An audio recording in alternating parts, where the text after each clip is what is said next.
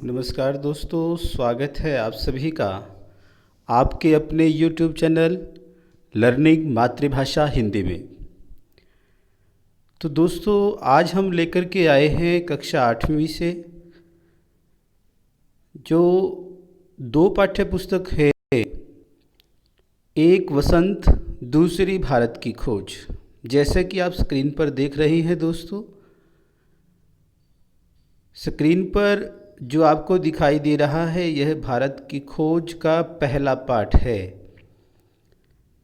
इस पाठ्य पुस्तक को खंडों में विभाजित किया गया है और एनसीईआरटी के द्वारा जो आपके पाठ्यक्रम में पाठ्य पुस्तकें सम्मिलित की गई हैं उनके पीछे या उनको सम्मिलित करने का एक उद्देश्य है। यहाँ पर जो पुस्तक भारत की खोज जिसकी हम बात कर रहे हैं, यह पुस्तक जो है इस उद्देश्य से सम्मिलित की गई है ताकि विद्यार्थियों को हमारी भारतीय संस्कृति के बारे में बोध हो, उनको जानकारी प्राप्त हो। इसी प्रकार से तत्कालीन जो राजनीतिक स्थिति थी या भौगोलिक स्थिति थी या सामाजिक स्थिति थी, उसके बारे में भी हमें जो है इस पाठ्य पुस्तक के माध्यम से जानकारी उपलब्ध होती है। अब प्रश्न आता है कि इसके लेखक कौन हैं। तो इसके लेखक जो है दोस्तों वो हैं पंडित जवाहरलाल नेहरू जी, जो हमारे भारतवर्ष के प्रथम प्रधानमंत्री रहे। उन्होंने यह पुस्तक जो है डिस्कवरी ऑफ इंडिया यानी अंग्रेजी भाषा में लिखी और यहाँ पर आपके पाठ्यक्रम में हिंदी में अनुदित जो है पाठ्यक्रम में सम्मिलित की गई है। और यह पुस्तक पूरी नहीं है, जो डिस्कवरी ऑफ इंडिया पूरी पुस्तक है वह पूरी नहीं है। उसके कुछ अंश हैं जो आपके विद्यार्थी जीवन में काम आने वाले हैं, उन्हीं को जो है पाठ्यक्रम में रखा गया है। तो पहला जो हमारे पास पाठ है जहाँ से इस पुस्तक का प्रारंभ होता है वह है अहमदनगर का किला। जैसा कि आप स्क्रीन पर देख पा रहे हैं दोस्तों, अहमदनगर का किला।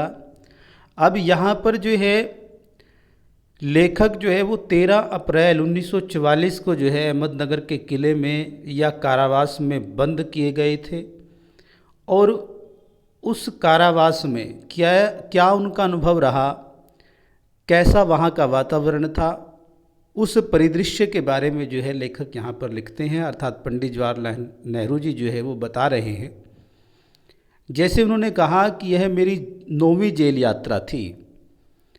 9वीं जेल यात्रा थी माने इससे पहले वो 8 बार जो है जेल यात्रा कर चुके थे। 9वीं बार वो जो है कारावास के लिए यहाँ पर लाए गए थे। लेखक बताते हैं कि हमें यहाँ आए 20 महीने से भी अधिक समय हो चुका था। अर्थात हम यहाँ पर आए हुए थे तो हमें यहाँ रहते हुए या हम यहाँ पर जो है बंद थे, तो उस समय में जो है 20 महीने बीत चुके थे।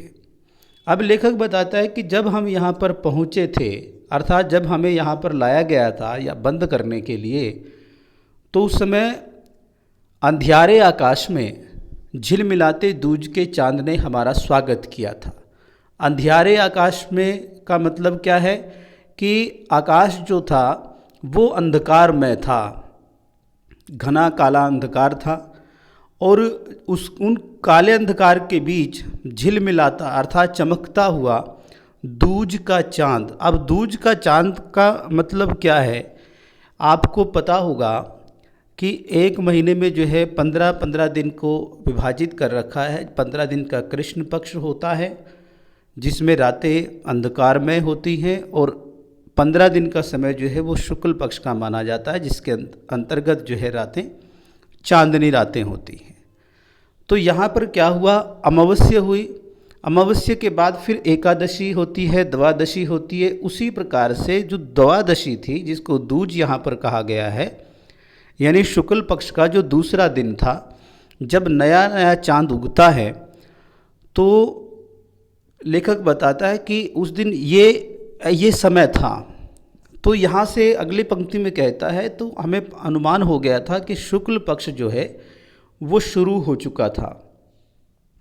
तब से लेकर हर बार यानी हर महीने जब नया चांद उगता है तो लेखक बताता है कि वो जब चांद उगता है तो मुझे याद दिला जाता है कि मेरे कारावास का एक महीना और बीत गया है। चांद मेरे बंदी जीवन का स्थायी सहचर रहा है। लेखक जी कह रहे हैं कि चांद जो था वो मेरे बंदी जीवन का, अर्थात मैं जब वहाँ पर बंद था तो वह मेरा स्थायी सहचर था, अर्थात जब तक मैं वहाँ रहा तब तक वो मेरे साथ स्थायी रहा। बाकी तो अस्थायी थे, कोई आ रहा है कोई जा रहा है, किंतु वह स्थायी था, मेरे साथ टिका रहा। सहचर का अभिप्राय होता है या अर्थ होता है साथ चलने वाला, और वो बताता है कि वही मेरा सहचर था। वही मुझे इस बात की याद दिलाया करता था कि अंधेरे के बाद उजाला होता है, अर्थात उस अंधकार में काली कोठरी में, उस कारावास में वह मेरा हौसला बढ़ाता था। कौन? चांद, चंद्रमा। और वह शिक्षा देता था कि अंधेरे के बाद उजाला होता है। इसलिए इसका कहने का अभिप्राय है, भाव यह है कि घबराने की आवश्यकता नहीं है। अभी तुम यहाँ बंद हो तो समय आएगा जब तुम यहाँ से बाहर जाओगे, आज़ाद हो जाओगे, स्वतंत्र हो जाओगे। तो इससे क्या होता है, जीने की आशा जो है वो बनी रहती थी। चलिए, अब आप चित्र भी देख रहे होंगे। इस चित्र को थोड़ा जूम करके आपको दिखा दिया जाता है। यह वह अहमदनगर का किला है। यह इसका मुख्य द्वार आप देख पा रहे हैं। ये प्राचीर है, यहाँ पर लोग इकट्ठे हुए हैं। तो ये चित्र जो है उस समय का है जब भारत स्वतंत्र हो गया। यहाँ पर लिखा है कि सन 1953 में जवाहरलाल नेहरू ने अहमदनगर किले की पुनः यात्रा की।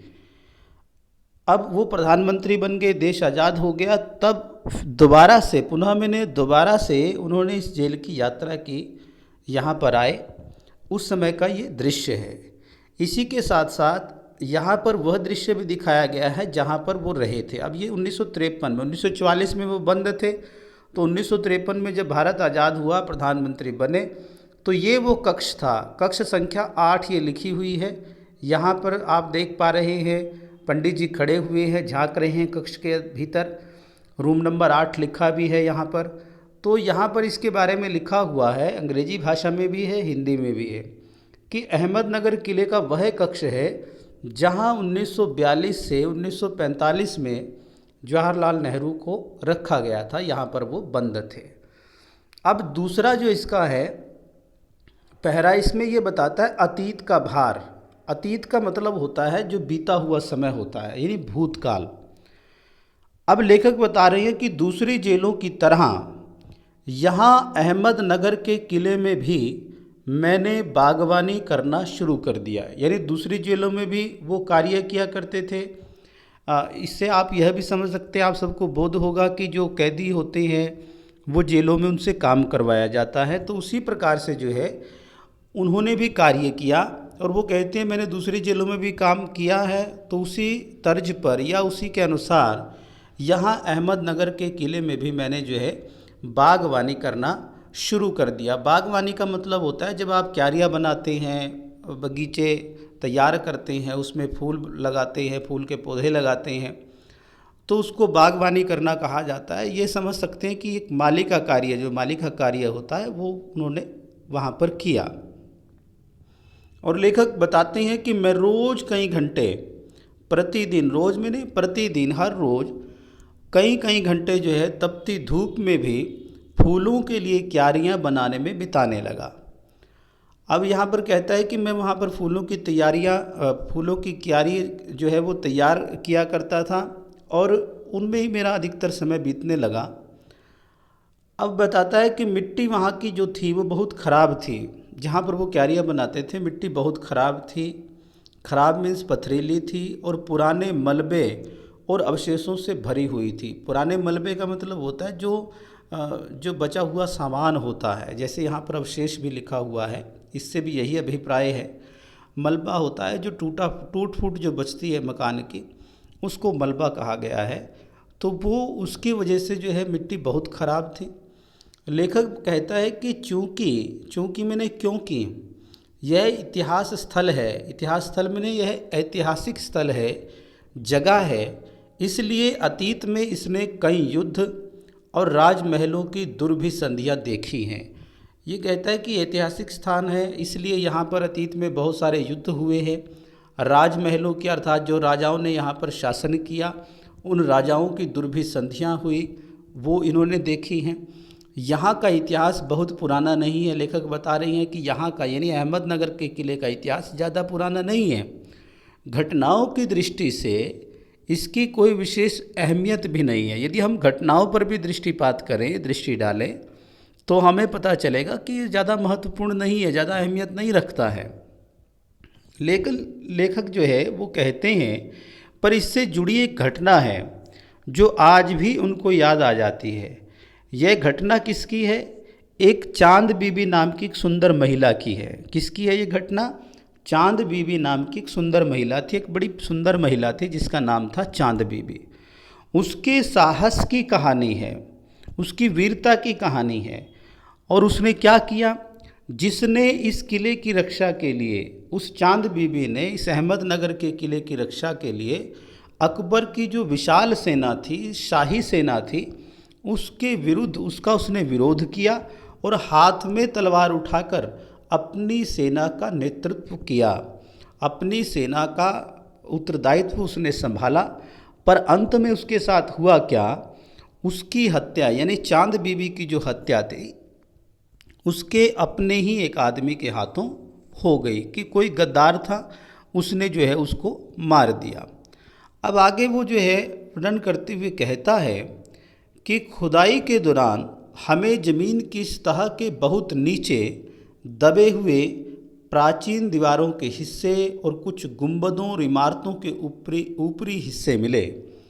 अब बताते कि जब हम खुदाई करते थे, किले की खुदाई की जाती थी, तो किले को खोदते समय जो ज़मीन की सतह है, जो समतल है जिस पर हम चलते हैं, उस सतह के बहुत नीचे, उसके ज़्यादा नीचे जाना पड़ेगा, बहुत नीचे दबे हुए प्राचीन दीवारों के हिस्से, पुरानी दीवारों के हिस्से मिले हैं। पुरानी दीवारों के पार्ट्स वहाँ से जो है उनको देखने को मिले हैं।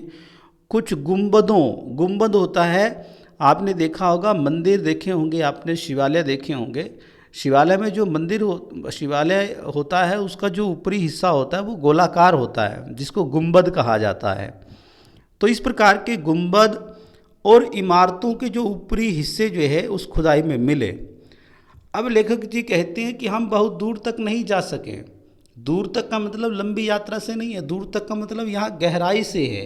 अर्थात कहने का भाव है कि हम ज़्यादा गहराई तक नहीं खोद सके, क्योंकि ना तो अधिकारियों से इसकी मंजूरी मिली और ना ही हमारे पास इस काम को जारी रखने के साधन थे। ना तो अधिकारियों ने मंजूरी दी, परमिशन दी, और ना ही उनके पास जो है उस काम को जारी रखने के लिए जो साधन पर्याप्त मात्रा में चाहिए वह भी नहीं थे। लेखक बताते हैं कि अब मैंने कुदाल छोड़कर हाथ में कलम उठा ली। कुदाल होता है जैसे कसी आपने देखी होगी, उसमें लकड़ी का जो हैंडल होता है, उसी प्रकार से कुदाल में भी लकड़ी का हैंडल होता है, लेकिन वो क्या होता है, उसमें लोहे का जो लगा होता है, जिसको हम फाड़ा या इस प्रकार से कुछ बोल सकते हैं।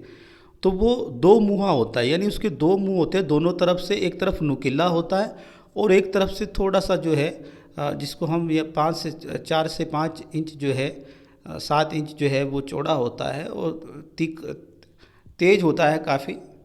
और उससे जो है मिट्टी या पत्थर जो इस प्रकार की जो ज़मीन होती है, सख्त होती है, उसको खोदने के लिए, खुदाई करने में उसका प्रयोग किया जाता है। तो लेखक कहते हैं कि मैंने कुदाल को छोड़ दिया और हाथ में कलम उठा ली। यानी अब मैंने वो बागवानी का जो कार्य मैं करता था, मैंने उसको छोड़ दिया, उसको करना बंद कर दिया और मैंने हाथ में क्या कर दिया, कलम उठा ली। कलम उठाने का मतलब है कि उन्होंने इस पुस्तक को लिखना शुरू कर दिया, डिस्कवरी ऑफ इंडिया के नाम से। अब वो बताता है कि पर मैं जब तक आज़ाद नहीं हो जाता और कर्म के माध्यम से वर्तमान को अपने अनुभव का हिस्सा नहीं बना लेता, पर मैं जब तक आज़ाद नहीं हो जाता, उसके मन में ये बात चले कि जब तक मैं आज़ाद नहीं हो जाता, क्योंकि अभी तो मैं गुलाम हूँ, कर्म के माध्यम से अर्थात अपने कर्म के बल पर वर्तमान को, अर्थात जो वर्तमान समय उस समय चल रहा है, अपने अनुभव का हिस्सा जो है नहीं बना लेता, मैं उसके बारे में नहीं लिख सकता। न ही पैगंबर की भूमिया अख्तियार कर मैं फ़िलहाल भविष्य के बारे में लिख सकता हूँ। यहाँ कहता है कि अनुभव का हिस्सा नहीं बना लेता और मैं उसके बारे में नहीं लिख सकता, क्योंकि मुझे अनुभव करनी पड़ेंगी सारी, वर्तमान में स्थिति क्या है, तभी हम उस अनुभव के आधार पर कुछ लेखन कार्य कर सकते हैं। तो लेखक कहता है कि मैं उसके बारे में लिख नहीं सकता, कलम तो मैंने उठा ली लेकिन लिखने का साहस नहीं जुटा पाया, क्योंकि उसके लिए मुझे उसको अनुभव करना था। मैं ऐसा भी नहीं है कि एक पैगंबर की भूमिका अख्तियार कर, अर्थात कोई संत महात्मा बन जाऊं और पहले से ही भविष्य के बारे में लिख दूं, ऐसा नहीं है। हमारे यहाँ बहुत ऐसे संत हुए हैं जिन्होंने भविष्य के, वो जानकार थे, उन्होंने पहले से ही भविष्यवाणी कर दी थी। तो लेखक कहता है कि मैं ऐसा भी जो है पैगंबर नहीं हूँ। बचा रहता है अतीत। अब अतीत के बारे में बात करता है कि बचा रहता है अतीत, अर्थात जो बीता हुआ समय है, पर मैं उसके बारे में भी किसी इतिहासकार या विद्वान की तरह विद्वतापूर्ण शैली में नहीं लिख सकता हूँ, पर मैं इसके उसके बारे में भी, किसके, जो बीता हुआ समय है, किसी इतिहासकार की तरह या किसी विद्वान की तरह जो है विद्वतापूर्ण शैली में नहीं लिख सकता। विद्वता में जो ज्ञानी पुरुष होते हैं वो जिस प्रकार से जो अपने ज्ञान का बखान करते हैं, वैसे लेखक कहता है मैं नहीं लिख सकता है।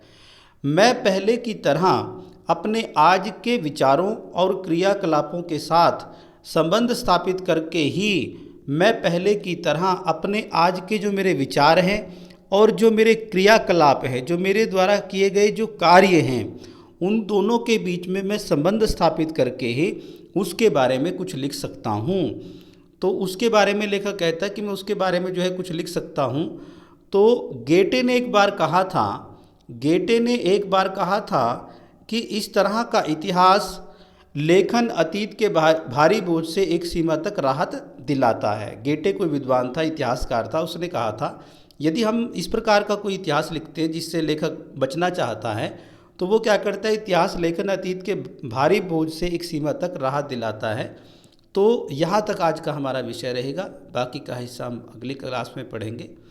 तो आशा है आप सबको समझ आ गया होगा, और यदि आप चाहते हैं कि आप लगातार हमारी जो है क्लासेस आप अटेंड करते रहें, तो उसके लिए आपको करना होगा दोस्तों, चैनल को सब्सक्राइब और दबाना होगा बेल आइकन, ताकि आगे आने वाली जो वीडियोज़ हैं वो सबसे पहले दोस्तों आप तक पहुँचे। तो आज के लिए इतना ही, बहुत बहुत धन्यवाद।